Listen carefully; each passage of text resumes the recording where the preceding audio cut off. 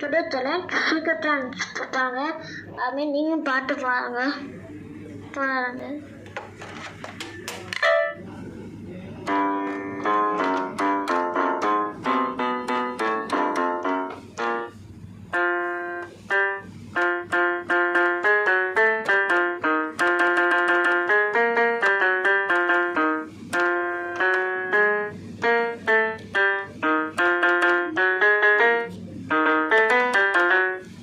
பேசலாம்.